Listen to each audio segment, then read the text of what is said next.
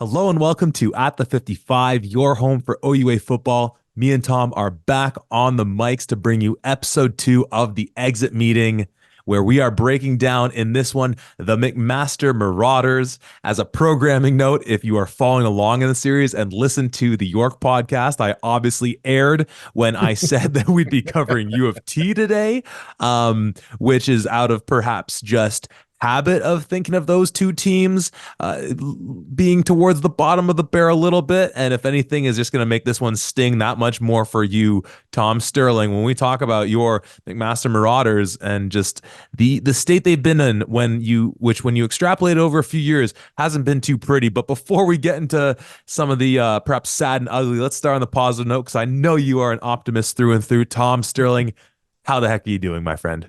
Oh, I'm doing well, my friend. I'm doing well. This is one of those that I don't know how I want to feel about it because it's just going to be dredging up some bad memories of the season, but we got to get through it. The McMaster Marauders have not exactly performed to the level that I expect them to, and we're going to dive into that and share why we think so.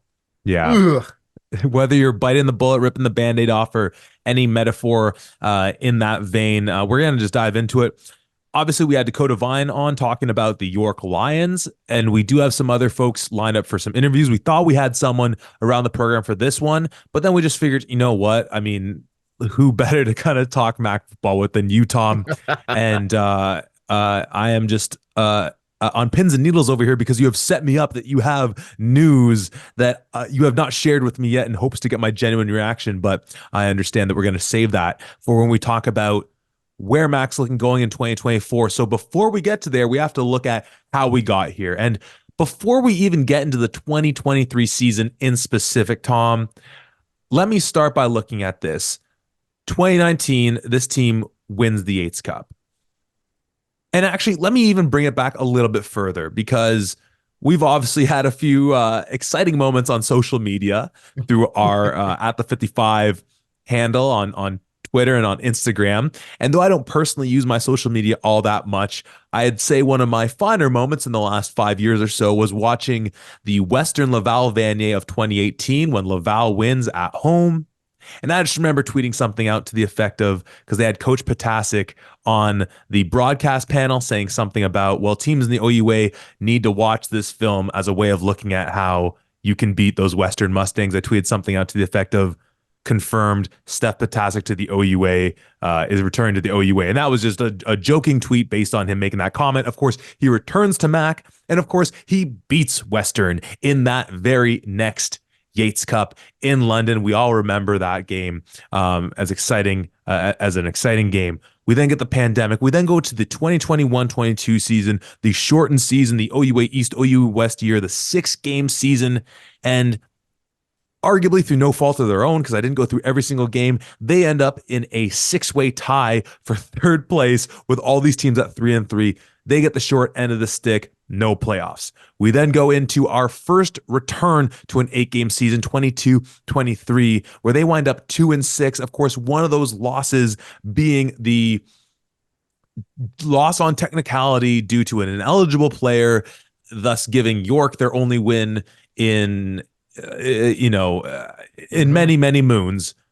And then we lead in to 2023. And of course, that 22-23 season also marks the end of the Andreas Duick era of MAC football, one of the great quarterbacks for a program that has been pumping out quarterbacks left, right, and center. The Keegan Hall era begins, and they go 2-6. They tie with U of T at that 2-6 mark. But because of a dreadful outing your Marauders had here in Toronto at Varsity Stadium, they end up on the lower echelon of that tie.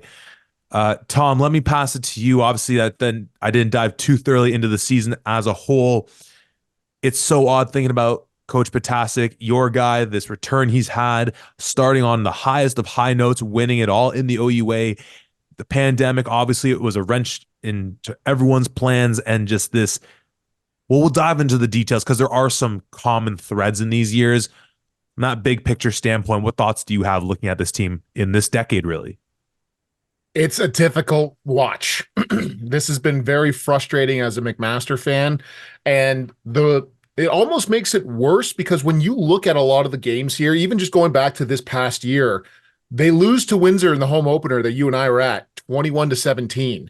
They lose to Western the next week, 34-22, and that game came down to, the final drive kind of thing. So there were so many games, not just from last year, but from previous years where they were so close but they couldn't make that additional step in order to secure that. Obviously 2022, they get hit with a roadblock, they with that loss to York, but even that, they're 3-5 if they have that. It's not exactly a great time to be a Marauder fan. And I think that loss, coupled with a lot of things that were going on, affected the team, affected the chemistry of the team, and there was a lot of stuff that happened outside of that as well. But still, like this McMaster team does not have the ability to finish, whether in games and certain drives. How many times have they tried to go into the end zone or try to get into the red zone and haven't been able to do it, haven't been able to finish drives? It's just the story of this team. And a lot of that stems from the thing that you and I have been talking about for year after year after year, that O&D line needs to be so much better. So there's a lot of things, there's a lot of frustrations here. And I've been talking with a lot of Mac folks, obviously being an alumni myself.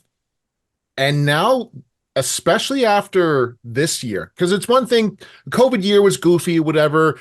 2022, okay, it's nowhere near where we want to be, but there's that, ineligibility, whatever you want to call it. Fine. This year, it's the same stuff. You go 2-6 again. Yes, Andreas Duick leaves, but Keegan Hall is supposed to be right there. And now people are starting to look around and say, well, in 2019, that team that Coach P won with was technically Greg Knox's team because he recruited a lot of those players. He brought in guys like Todd Galloway and Corey Grant to really give a jump to that offense for sure. But a lot of people have some things to say now, and a lot of people are starting to look at Coach P and say, hey, this is not the legendary coach that we have come to expect from you. What's going on here? Yeah, so many great things in what you said there. I mean, for one, the point about the 22-23 season, you're right. If they finish 3-5, they're still that 8th seed in the OUA, so they're still not making the playoffs. And then you mentioned the red zone, inability to score in the red zone. And what's interesting is that when you actually look at their red zone efficiency, purely from a scoring standpoint, they're tremendous, but they're splitting drives with 6s and 3s. And we obviously saw Michael Horvat get recognized as a first or second team All-Canadian, if memory serves. Mm-hmm. And that's one of those, in the same way, if sometimes when you have an All-Canadian returner, there's sometimes somehow it always comes back to Mr. Olay for you, eh? I didn't say who's talking about Alfred Lele. He's one of my favorite players in the OUA of the last 5 years. He is that guy. But when your kicker is producing highly in those regards, it's kind of one of those not so great things. And you mentioned the offensive line, defensive line, guys like Ryan Leader in the mix for them, and Hubert as well. They've had some good pieces, but yeah, there's definitely been that piece, as you mentioned, of kind of some murmurs. And I know you're going to get into a lot of those murmurs, but let's go through this year a little more in detail. And obviously, if you've been following along with the podcast, you heard us go week by week in tracking this team, starting with our lovely outing we had there, along with your pops at Ron Joyce Stadium for the loss to Windsor. And, really, when you look at their schedule, and I think this is where it's the most frustrating because you lose that game at home. Windsor was the better team, but at the end of the day, it was a muffed punt return that sets up Windsor in good territory to score.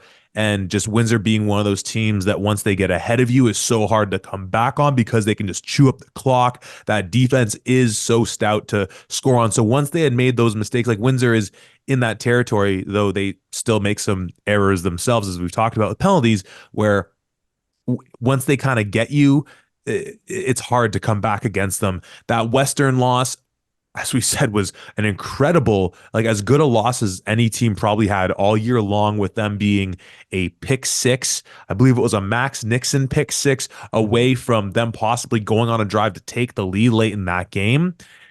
You get the big win at York, and obviously with York, year after year, it's that I remember I once used the term the York Lion litmus test, where you're not going to say, well, we beat York, but you're really going to judge just how you played. And with Keegan Hall being a young guy, I think we were impressed. But if memory serves, they took him out at the half, which, you know what, in some regards, he put up stellar numbers. What's the point? But maybe for a young quarterback, still get him some reps. Put that one to bed. Say what you want about it. You lose to Guelph. What was that? The first time in, I don't know, ever Guelph wins a game at Ron Joyce, which, trust me when I say, that was pretty meaningful for the Guelph alum. Me not, of course, being the biggest Guelpher in the last couple of years, but hey, seeing a Guelph team finally pick up a win there. You lose to Laurier. That was expected. The loss to Toronto, atrocious. That was the game, as we said in the moment. We kind of alluded to it, setting this whole thing up, that if your offense just didn't show up, you might win the game. They turned the ball over so many times. I think U of T got 2 defensive scores, kind of leading us to that whole thing about, well, U of T's defense probably isn't the stellar turn the ball over scoring type of machine. Maybe they are, but likelihood it's just you had that one fantastic outing. Great win at home versus Waterloo, as we talked about. They had kind of really attacked that gap scheme run offense that Waterloo loved to use. Then you drop the game to Ottawa. I think their destiny was already sealed when that game came around, though I certainly would say that they were pretty big underdogs in that game regardless. So I say all that and saying we go through the schedule.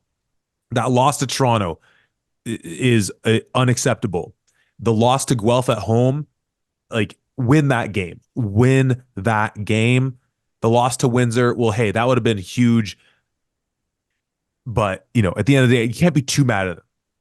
Whole point of that spiel is it comes back to this thing where that I think just drives, as you said, Mac fans, alumni, and as we've seen after the season, not just in whispers and murmurs, but on comments that some players have made on social media, have driven the Mac faithful at all aspects of this team bananas. And as we talked about, that defense was stellar, but there was a bit of a schism towards the end of the season when things kind of went south for them all. When you start seeing defensive players posting pretty openly, not from burner accounts, from their personal accounts, saying, imagine if Mac actually had an offense. Imagine if we had an offensive coordinator. Like, there is so many times watching this team this past year where there were times where the defense would come out, unbelievable job, 3 and out at times, whatever. And then immediately afterwards, not just the offense goes 3 and out and the defense has to come back on again. Immediately afterwards, it's a pick or it's a fumble. And the defense has to come out after one play to come back out onto the field to try to defend things. And so it doesn't matter how good of a defense you are. If you're constantly being put into those kind of scenarios, of course you're going to let up points. And even to that credit, against unbelievable offenses like Western and Laurier, the most that this defense gives up is 36 points. That's very manageable if you have a functioning offense here. And I'm willing to bet as well, if that offense is performing how it should, that they're not scoring that much because the defense isn't on the field that much. So this, like, easily, just looking at some of the opportunities that they had here, there's a real possibility for them to be 6-2 in this year, based on a few bounces here. Obviously, you have to finish against Windsor, but that's not Windsor's that's not Windsor's best game for sure. And there was multiple times where they had the opportunity to take the lead. So you could potentially do that there. The Western one, that's a bit of a stretch, but still, they had the opportunity in the fourth quarter to come back and to score a touchdown to go up in that one.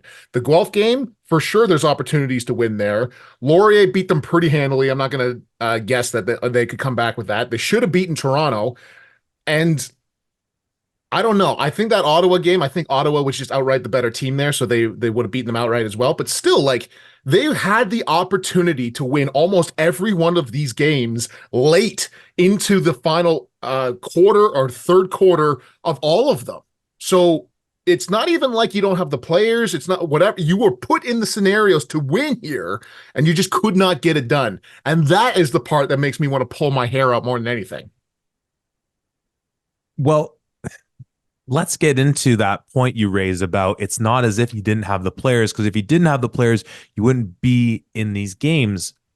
And if you listen to our New Year's resolution podcast, I believe this was the angle that we took in large part when we talked about Mac, and we used the roster to look at a few teams. But let's just read through some of the names as far as their eligibility. And obviously, COVID, as we've highlighted, and if you're tuning in through the podcast, Tom's making a face. I imagine you probably have some notes on this too. Mm-hmm. But as we highlighted, and time after time, the COVID exception year, whatever you want to call it, or whatever it's supposed to be referred to as, has made figuring out just who's eligible and who's not a little more difficult. But let's just allow us the grace to go by what it says on these roster pages and sort of what you might anticipate. So as far as fifth year eligibility guys as of last year, so you'd anticipate being graduating out, you have guys like Eric Bujalski, Ryan Leader, and Jacob Bradley. Not as familiar with Bradley as far as being a part of that offensive line, though, arguably. And hey, like, once again, nothing we ever do here is coming from a place of trying to take a shot at any one player or any individual at all. But as you mentioned, we mentioned it all year long. Do I need to go back to talking about cardboard cutouts? That offensive line was poor. But Ryan Leader is a guy who got drafted in 2020, the spring of 23. Comes back, had a great season for them. Watch that Waterloo tape. He's one of those guys blowing up that run game for them. Bujalski, another great part of that defense. But then we talk about guys who might be getting drafted, and at the top, just having the sword by eligibility, is a guy like Nana Surbe, who is just a massive part of what makes that defensive secondary so good, along with Josh Cumber in year 4, Devontae Ballentine as well. And just sticking specifically on the defense, just to name one name in particular, a guy like Owen Hubert, brother of Silas, another great part of that defensive line. You throw in names like Danny Bossett, who we talk about that offense and what it's been lacking. They haven't had a good running game.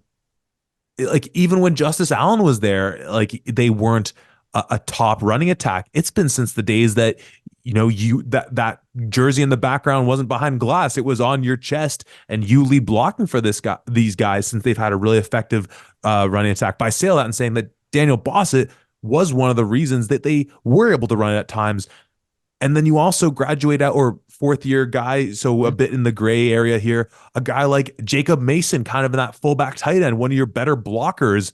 So, and a couple other O linemen too that I'm going to just hand you the mic and let you speak on, where it's like, yeah, as you highlight, as we're talking about, this is a team that absolutely could have gone in that 5-3, 6-2 area. Maybe Ottawa is outright better, but maybe in that last game of the season, they're going to Ottawa vying for playoff position, and it means that much more to them and all these things. And you have the horses, you have the dogs to compete with them, but and not to say there isn't talent in some of the younger ranks, but it's what a window that this was for them. Mm-hmm.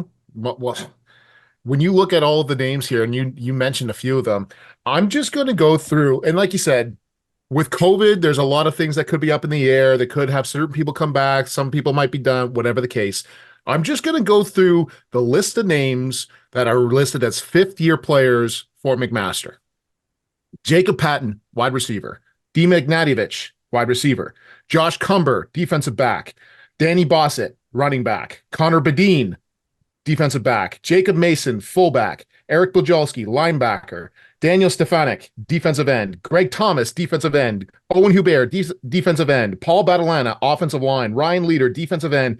Jacob Bradley, Peyton McWilliam, Taylor Burns, Michael Martin, all offensive linemen. 16 listed fifth-year players. If you want to include the fourth years in there as well, there's 35 players on this McMaster football team that are either in their fourth or fifth year. This is an old squad. These guys should have had, for the most part, a lot of playing experience going into these kind of games.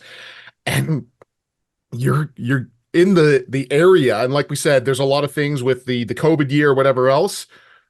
But if you don't lose them this year, you're going to lose the majority of them next year. So there's a lot of senior leadership on this team here that you need to take advantage of. You need to recruit behind for sure. But obviously, those 2 years, I believe that would have been 2018, 2019, or 2019 and 2020, depending on the years themselves. Those were great recruiting years because you have a lot of guys playing from those. How well have you recruited behind them? I'm sure we're going to find out here soon, but that it makes me very nervous, especially in 50-year seniors. 9 of those 16 are on the offensive and defensive line. 9. Yeah. And good job by you in reading out that list because I had it sorted by eligibility, but obviously the year level also just indicates that like whether they've played out their eligibility or not, they might just be graduating, right? That's Mm-hmm. obviously a factor. We're talking about university football in this regard. So then taking that point further, when you look at some of the guys that are some of the other guys that are fourth year players, but only 3 years eligibility. So thinking about guys that might be draft eligible, we're now also including into that mix or maybe I have this backward, but you also start to now talk about the Jackson Coolings, or is he going to be East West? Let's get this straight. With Jackson Cooling being fourth year schooling, third year eligibility, would that be draft eligible or is this East West year? We should have probably figured this out beforehand, but um, Yeah, it's difficult once again because of the COVID year to try to suggest certain things. I think they'll put him in his East East West. West, yeah, I okay, think so because he hasn't gone there yet, but that it's makes still, yeah. Yeah, no, that makes more sense. That makes more sense. As a minor aside as well, I mean, you mentioned the name Peyton McWilliam.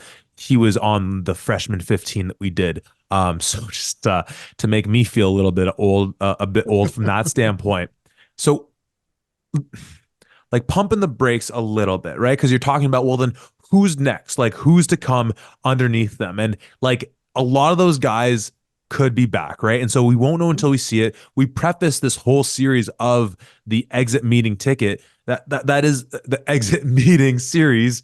I knew the exit ticket word was gonna come into effect at some point. Apologies, I'm a teacher, but it is in part looking at last year, but then to the extent we're looking forward, it is a little bit of that way, way, way, way too early preview of what's to come. So there is a let's frame it like this. This is a major sliding doors moment for this team because in that level right below, you do have the class that includes guys like Jackson Cooling, as we said, Mhm. Keegan Hall, Teo Smith, Drake Bodie, Carter Blad, Mitch Price, James Priestner, Alex Chang. I think those are the main names I wanted to mention. A couple of guys below there, Ethan Monahan, a guy who transferred from Guelph. So it's not once again, it's a huge sliding moment, especially because most of those names I mentioned are offensive players in that passing attack. We obviously have talked so much about how when Mac won in 19 with, of course, Corey Grant calling up the offense, it was so heavily on that passing attack. So could you see Mac return to that even with Grant, Coach Grant, that is being at Carleton? Maybe. But a lot of those names we talked about as possibly leaving are on the defensive side of the ball in that linebacking, in that secondary core, which it's the perpetual frustration of university sport, which is Mhm. that you have this stellar defense and you just don't quite have the pieces to match it on offense. And you're ending drives with threes instead of sixes, some untimely turnovers because of a young quarterback, a poor offensive line, and all these things. And then maybe that, manifests into a little frustration in the locker room, whatever it might be. And we can look on the horizon and say, oh, your offense might be coming of age, but that defense is now possibly aging out, and that just perpetual frustration that only the westerns of the world are able to mitigate because they're constantly filling those coffers with the best of the best and having the best of the best coaching staffs there year in year out, which is just it's just super frustrating. But like looking through these names, going through all these guys of being in that fifth, fourth, third year, it takes me back like 10 years ago to at Guelph when we had a couple really prime recruiting classes get into that stage. And I don't think we have to look beyond the names that we've talked about already to say that, like, yeah, there are some really good teams in the OUA right now. And that's been one of the great joys of doing this broadcast with you right here in this time, as much as any other reason, is that the football is so good and it's so competitive. And this makes it so much more heartbreaking when a team like this that let me put it like this. If this team's playing, you could envision maybe this roster like 10 years ago or something like that, or at another time when it was slightly more top heavy and the middle of the pack wasn't too good, of for sure being like in that 6-2 range, no doubt. So I don't know. It's just it is tough because when you really look at this team, and that's what we're trying to do here today, if you're following along at home and keeping score, is that much like we probably will talk about with some of these other teams that didn't either make the playoffs or fare all that well, is that like there's still so much there. There's still so much there. A team that was 2-6 was like has all this talent, and we don't need to obviously talk about like, well, does the school care about it the same way we talk about York? This is MAC football we're talking about. This isn't a question of like, do they have the support? And obviously, I don't know the ins and outs from that standpoint. I'm willing to say that if MAC football can be good, all efforts are going to be made to make it good. Mm-hmm. Yeah, most definitely. I think there's a lot of things that might be going on with this McMaster team here, regardless of what you Mm, want to attribute things to. They're 2-6, and yeah, that's not where anybody wants to be at all in this organization. That's not where Coach P wants to be, anything. Um, the piece of information that I have here that I wanted to share with you. Now, it's still technically in the rumor stage, so which is why we haven't made an official post about it. However, I love rumors. I have a very reliable source here that says 90% sure Scott Brady will be leaving the McMaster Marauders to take on the defensive coordinator position at the University of Guelph Griffins. Yeah, and for our folks who don't watch YouTube, Zach is freaking out and justifiably so. I I'm gonna swear. I'm gonna swear, and Tom, I'm gonna swear at you. Yeah. Okay, I'm gonna swear at you. Yep. Just know I love you. Yep. Earmuffs if you don't want to hear me swear right now, Tom. Remember, I love you. Fuck you, man. Fuck you. Let's go, Guelph, baby. Oh my god. Yeah. Oh Yeah. my So gosh. a lot of things in there. Obviously, holy God, what does that do for the Guelph Griffins? But we're not on that podcast right now. What I want to talk about more so, What about Donovan Carter? Scott What the hell? Brady, Sorry. Who we've already discussed, is caliber head coach caliber coordinator, Oh, head coach certainly. caliber player. To go from defensive coordinator to defensive coordinator says more to me about what's going on in that McMaster coach's room Mm, than anything else.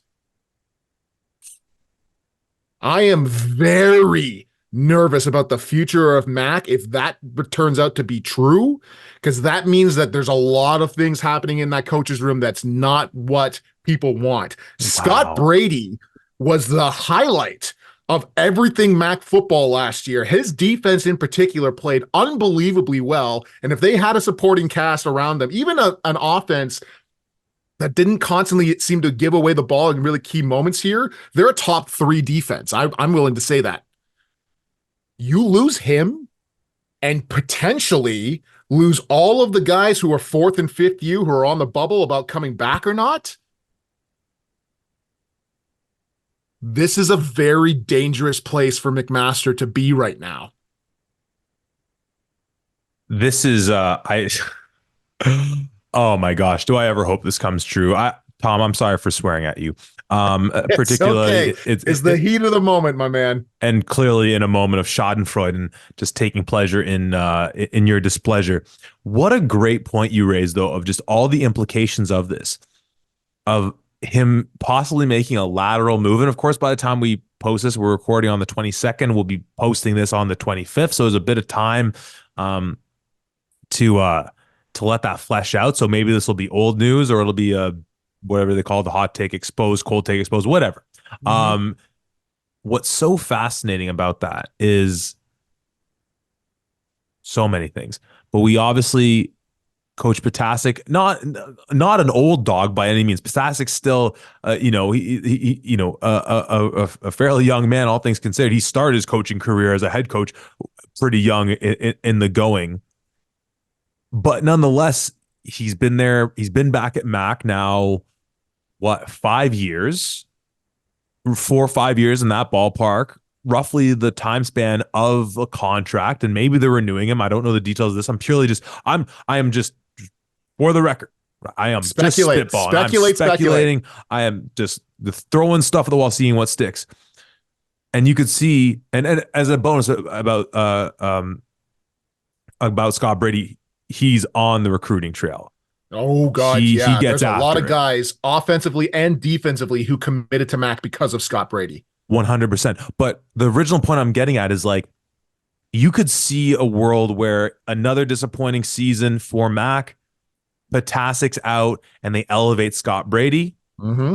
As you mentioned, he not only makes a lateral move, but he makes a lateral move to a school that just put a new man in the captain's seat, or whatever that metaphor is supposed to be, and a Yeah. very young man at that, or I don't know his exact age, but like a first-time head coach in Mark Soria. So to your point about whether it's the coaching room or just something in that organization that just didn't smell right for Coach Brady, if this is coming to fruition, just once again, this, this is incredible. My bald brethren heading from Highway 6 south to north, but that is, if this comes to pass, like, yeah, that's huge that he's going in a position where his odds of becoming a head coach probably lessened, but maybe he's just embracing a win baby mentality. Mm-hmm. Um, I can't Yeah. wait to. I mean, golly, what does that mean about Donovan Carter and all those things? But this isn't a Guelph pod. This is a Mac pod. Wow. Yeah. And like I said, Yeah. it's still in that rumor stage. If it was 100% concrete, we would have a post about it like we did with Coach Janke at York, which we called right, by the way. Hmm. So there is still some risk in the idea of maybe that's just true, maybe it's not true, whatever. But But the source that I have is very reliable. They think that this is 100% legit. And we could be seeing a massive change at Mac. I guarantee you, if Scott Brady leaves and they continue to have the production that they have in the over the past 2, 3 years, I don't know what kind of contract that Coach Potasek might have signed. I think he's out if they continue. If not only do they go 2-6 again, 1-7, whatever it is, but they lose Scott Brady, one of the great football minds in the OUA right now. It's a hard case to keep P in there. but he like so they don't have a defensive coordinator. If this comes true, then they don't have a defensive coordinator. Coach Potasik's your offensive coordinator. So Mhm. you're getting a new if this happens, you're getting a new DC as of the 24-25 season. We'll just call it the 24 season. The season only happens within one calendar year. You get a new DC in the 24 season. If things go to heck in a handbasket, all these players age out. Some of them get drafted, specifically, as we said, defensive guys. So you're having a new guy come in, one of your and on top of all of it, one of your better recruiters when you have an old team might be leaving. And then on the flip side, so it's understandable if this team has another poor year, even though we haven't really talked about Keegan Hall yet. And we really should do that because at the end of the day, Mhm. if you have a guy at quarterback, you have a chance to win ball games. We've seen that happen with some teams with much less talent than this MAC team has. But just staying on this thread before we get there, you then think, well, then, like, not knowing who that guy could be that they'd bring in as the DC if this comes to pass. But then you say, okay, understandably, maybe you didn't have a great year, or maybe you played a little bit over your skis with Keegan Hall taking another step. But then if P goes, he's your offensive coordinator too. So in the course of 2 years, you get a new DC, a new head coach, a new OC. Like the Keegan Hall era is gone. Like that's because Mhm. he's going into his fourth year of school or third year of Fourth school, year. fourth Yeah. year of school, right? He sat behind Duick for 1 or 2 years. Like you've kind of you've kind of scorched the earth on this era, and maybe you have to do that, and maybe that's Mhm. the reality of what it is. um but wow, that is something. And any more on that for now? I'm sure we can keep going on that, but like I said, we haven't really talked about Keegan Hall yet, and like we probably should dedicate a good little chunk of time talking about that young man from your neck of the woods in the Golden Horseshoe. Most definitely. He's definitely going to be he already was the focal point for this offense last year. He's going to be continue to be so going into this year as well.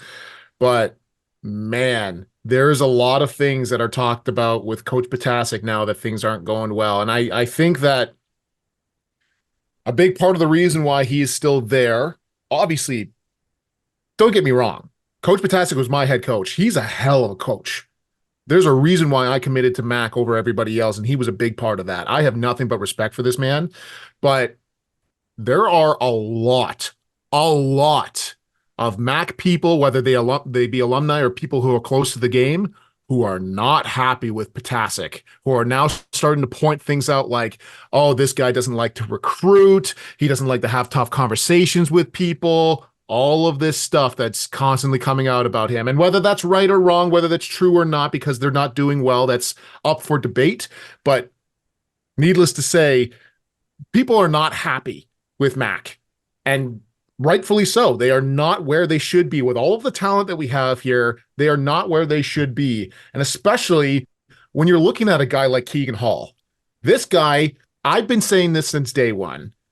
He has the makings to potentially be an all-star, like a first-team all-star in the OUA with guys like Evan Hillock, Taylor Elgersma, and everybody else who are unbelievable at what they do. I really think the world of this kid. I think he has the potential there, but when you get sacked as many times as he had, when you get pressured and hurried, that comes at a detriment there. When you are asked to throw the ball as often as he is, in 8 games, they listed here 7 games on the OUA website, but in 8 games, he attempted the pass 262 times. That is second in the OUA overall. And in the run game, just so that everybody's on the same page, they were second last.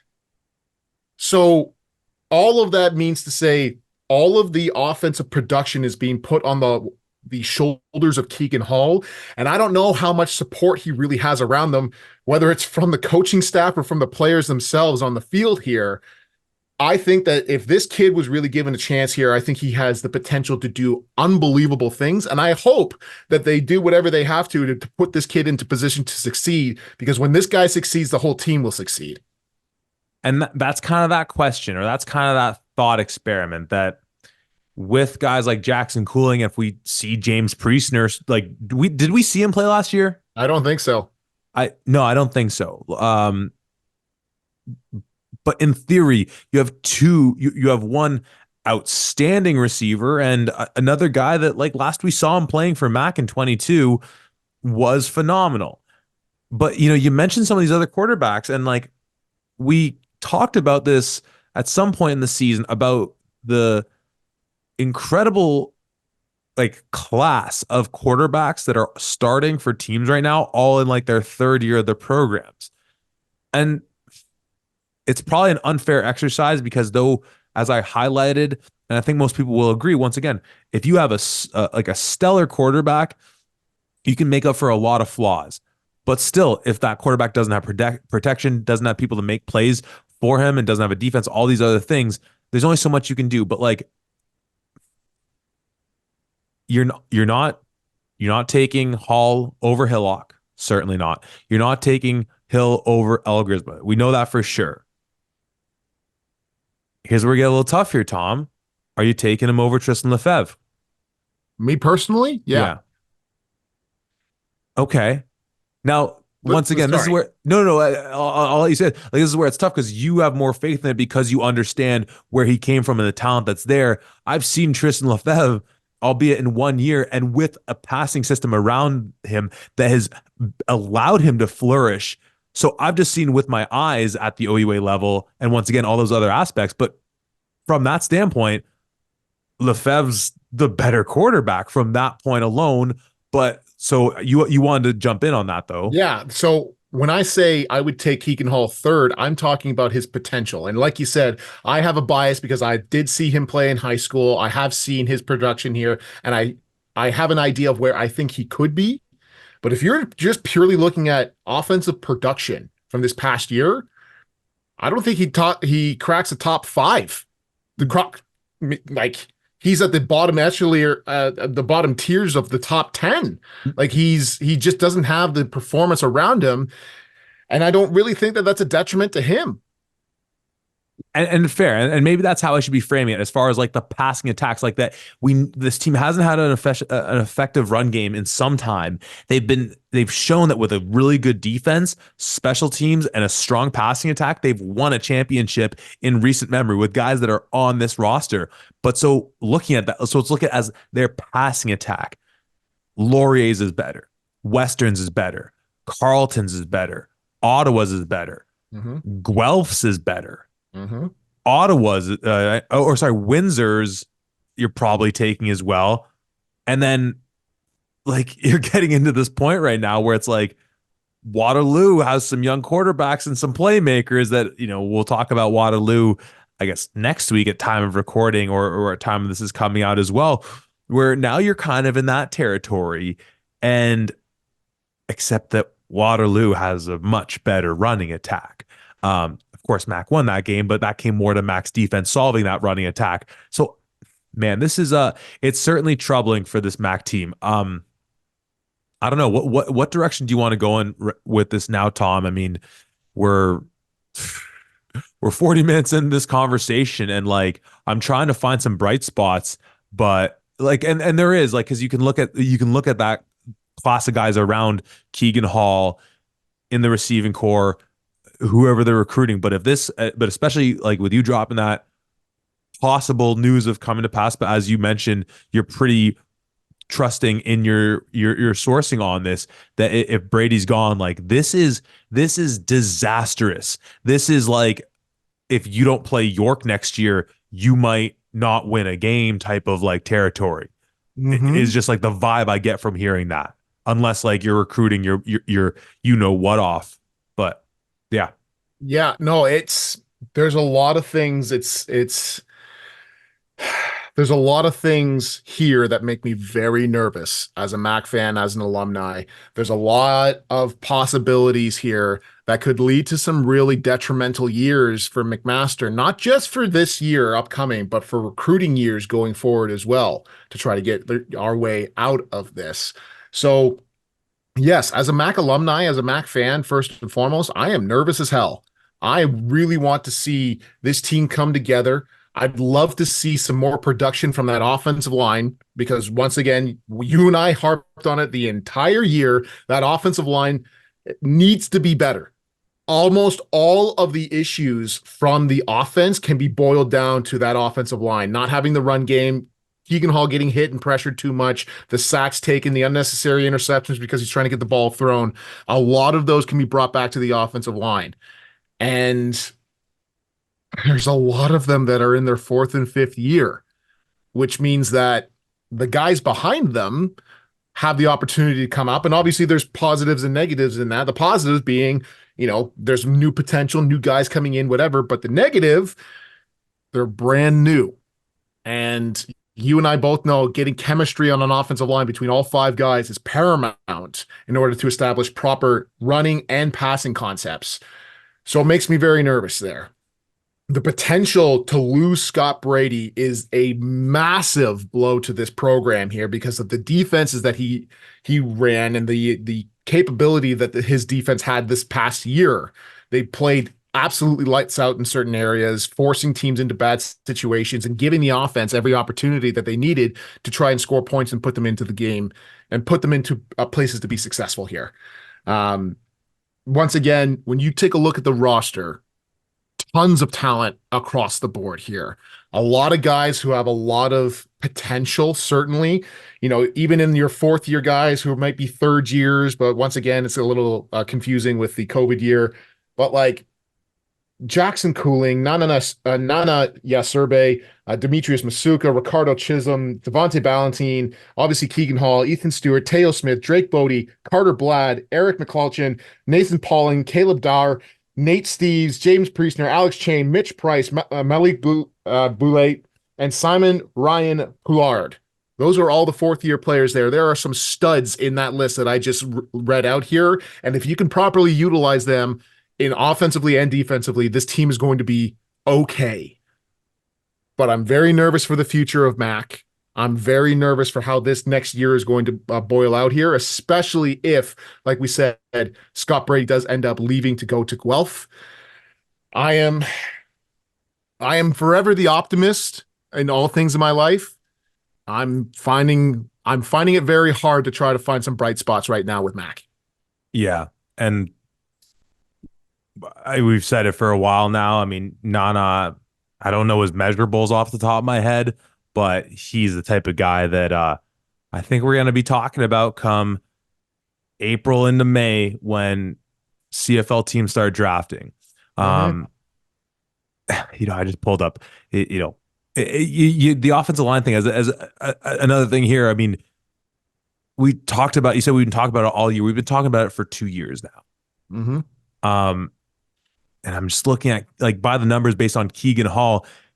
He gets sacked 3 times that first game against Windsor, and like he's running all over the place. Now we learned pretty quickly Windsor's defense was one of the best in the country, and their pass rushers were some of the best in the country. Guys like Claudia Moosin and move the heck out of my way, Agelli. He gets sacked 3 times against Laurier, and like same thing there with Brubaker and those fellas getting after him. But if you recall in our New Year's resolution pod, we talked about Ottawa get some pass rushers. You got to Keegan Hall twice. Even Western sacked you once, and Western only sacks quarterbacks when it's the Yates Cup. So I mean, man, oh man, it's and then of course just that the 3 interceptions against U of T, 2 interceptions against Guelph. I mean, I'm I'm fully trusting in what you say about this kid. And like we said, like this is my way of taking a shot at him because, as we said, there's obviously all those other mitigating factors, and like he shows the talent, like the arm talent, the way he moves and things like that. Like I do believe in him. And I certainly believe that football is more isn't a one person affair. But man, was it ever a rough start for him in really his first year of starting? And you can see not wanting to play like armchair psychologist here, but it's like it's really a make or break for him, right? And Mm-hmm. if even if they do bring in another person to call up the offense, but keeping Coach P, now he's learning a new offense and all these things where it's yeah, it's getting to the point where like I'm not even Tom, in large part because of my love for you, but also just because like I'm not that big of an a-hole. Like I'm feeling bad right now for like the worst case scenario is for your Marauders. But we'll continue to be the optimists here and just look at that potential and how they can revamp that O line and how Keegan Hall can uh, rise from the adversity of this season. And if Brady leaves, that they'll get a new DC in and all these things, and they'll find a new OC and that'll whatever it'll be. And James Prieston will be back, and some of those Nana will be back, and some of those other guys that might get drafted will return into the fold for them. I got nothing else, Tom. Last words to you before we wrap up episode 2. And what I thought episode 1 was hot when we were talking about the York Lions, but my man, oh man, this was something special here. Yeah, last words to you before we wrap it up for your McMaster Marauders. Once again, the players here are really what the bright spot is for this McMaster team. We talked a lot about the offense in particular. I did want to shout out somebody on the defense. Drake Bodie, Yes. linebacker for these McMaster Marauders, was the real stud of a player for them this past season. He finished with 40 and a half total tackles, 2 sacks, 4.5 tackles for loss, and was just all over the field for these guys constantly. Mitchell Price and Alex Chain Mm. being the enforcers in the middle of that defense, ate up doubles, and were constantly making sure that guys like Drake Bodie and Eric Bajolski were able to run around and make the tackles that they needed to. I think that this defense has a lot of players. I think they've got a lot of people who are coming back who have the potential to be stars. And what I want to see, and obviously we don't know what happens behind closed doors, but I want to see this defense hold the offense accountable here. I You need to do it in the proper way. Obviously, it's not, hey, what the hell are you guys doing, whatever else. But I think it's completely appropriate for especially the captains of that defense to come up to the offense and say, hey guys, we're busting our asses trying to make sure that we're keeping guys out of the end zone and setting you guys up. We need to see you guys convert. We need to see you get those additional wins, not just for the team as a whole, but for your defense in particular here. And that doesn't always mean you got to go out and you got to score a touchdown every single time. Sometimes that means, hey, you're pinned on your own 10-yard line. Get out to the 40 and flip the field for us so that we're not playing the defense or playing the offense already in our own end when we punt the ball off. Maybe that just means, hey, you know what? Let's keep these guys off the field. Let's go for an extended long drive, flip the field once again, or even just chew up a bunch of clock here. Give your defense some time to sit on the sidelines, get rested, come back out onto the field. It doesn't always mean convert touchdowns, even though obviously you're always aiming for touchdowns every single drive, but just do a little bit more for your defense here.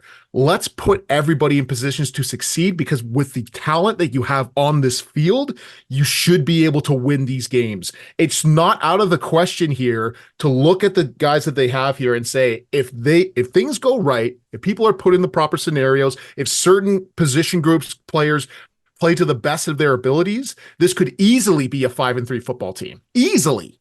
So there's a lot of ifs in there, certainly, but it's not like you don't have any potential. And I think that's really where the negativity, or, the downtrodden that you and I both feel is because with York, they're at the bottom and nobody expects them to be anywhere other than at the bottom. With Mac, the expectation is at least middle of the pack, if not you're fighting for the upper echelon there, and you have the potential to do so. Reach into that potential, pull it out of your butts, and try to make 24 at least getting back on track for where this MAC team should be. You have the players to do so. There's going to be a lot of talk, from media guys like us going into this next season. Yeah, guys. Shut Shut the noise up, put the maroon on, and get back to winning. Amen. I mean, you named off some of those defensive guys, and I just scrolled. I love this defense, just going by the names, and obviously we know who's calling it up. We've said his name a heck of a lot of times today, and man, oh man, you brought a guy like Chris Hopkins, who oversaw some great rushing attacks for Carleton, coaching up running backs there, in the mix here, and obviously when you got Jamie Barisi coaching up your quarterbacks too, like on all facets, it should work, and that goes back to just that core theme of. If you were gonna put it all into a word, it's frustration, but at the same time, it's maybe optimism at the same time. But at the same time, maybe it's pessimism. I don't know what it's going to be, but certainly frustration in the mix there. And despite being, having little love in my heart for your McMaster Marauders, like I said, the worst case scenario of all these things we talked about is enough to even make me go, oh, all right, and stop the fight. But let's stop it at that, because I think we've said enough and more about these McMaster Marauders for their exit meeting. Now that I have my ducks in a row and I remember how the OUA football season finished, our next episode of the exit meeting will be going back to Toronto to talk about the U of T Varsity Blues. And much like we did with our York Lions podcast, you'll be hearing another familiar face from our At the 55 family coming on to talk to us about that team. Who will it be? Well, you'll have to find out by tuning in right here at the 55.